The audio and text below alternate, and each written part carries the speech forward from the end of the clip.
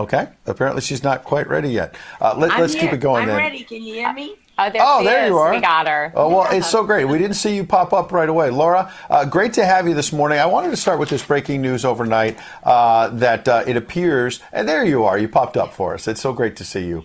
The Daily Mail has a very interesting story that's saying that Vladimir Putin essentially may be running out of bullets, that he might have a week and a half, 2 weeks max. He's losing warplanes, tanks, all the rest of it. He obviously went into this thinking he was going to bulldoze his way through Ukraine. He's obviously caused a lot of destruction. Don't want to minimize the fact there's over 2 million refugees. But this has not gone as well as Vladimir Putin expected. I don't buy it for a second, Ed, I'll be honest with you. I really think that there's so much misinformation. We've never really seen anything like it. I mean, I've been covering wars now for 35 years, and I have never seen people with their nails done in the Ukrainian flag, right? I mean, we're being corralled into this box where we either have to hate Vladimir Putin and believe everything evil that's said about him and love Ukraine, and there's no in between. And that reminds me a lot of you're either, a white supremacist, or you go with the Democrat narrative on everything under the sun.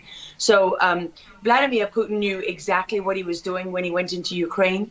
The Russian military isn't perfect. They, for example, I've spoken to multiple defense specialists and intelligence specialists from a Defense Intelligence Agency who've studied the Russian military for years. They do have a difficulty mounting complex air operations because they do very little training hours in comparison to, for example, the United States air assets, right, our fighter jet pilots. But Russia is not struggling. What Russia has done from the very beginning has been very strategic. They didn't go straight to Kiev.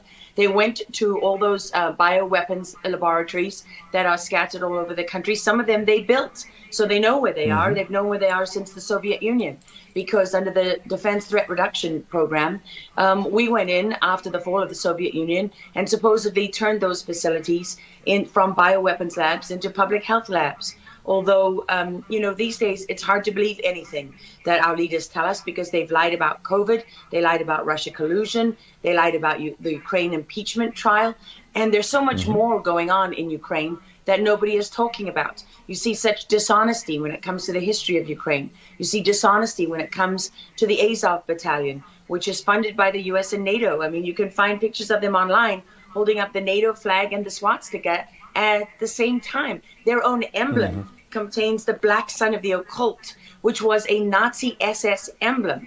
And it also contains the sideways, lightning insignia of the SS. I mean, this is on throughout the Ukrainian military. You can see that black sun of the occult on their body armor, even on the female soldiers who are paraded in front of the world as being, such an example of Ukraine's independence and spirit and nobility. Even they are wearing the black sun of the occult.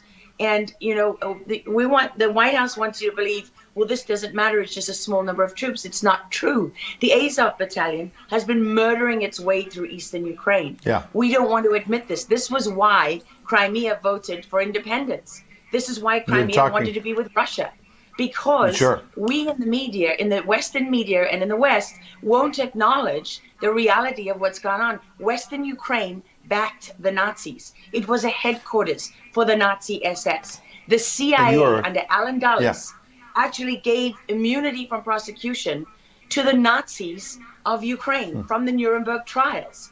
So there's a long history of the United States and our intelligence agencies funding and arming Nazis in Ukraine. These are not like new neo-Nazi groups that sprung up. These are the actual Nazis from the Second World War, who, if you go back to the Nuremberg trials, said that they were planning for a 1,000-year Reich. And so you have to really wonder, as you look at this, when you know that the CIA sponsored the color revolution in Ukraine in 2013 and 14, that they selected Ukraine's leaders, go to Victoria Nuland's leaked phone conversation where she and the U.S. ambassador are deciding who can lead Ukraine. I mean, there's as much interference here as you could possibly imagine before you even get to Hunter Biden, Nancy Pelosi, John Kerry, and Mitt Romney, and all of their children who are employed, who earn millions from Ukrainian gas companies. Yeah, you are pointing, pardon me, to a real credibility crisis for our leaders. I want to let Karen Turk jump in. Yeah, I wanted to bring up the fact that President Zelensky is Jewish, and I don't know exactly how this factors in, but there's some very interesting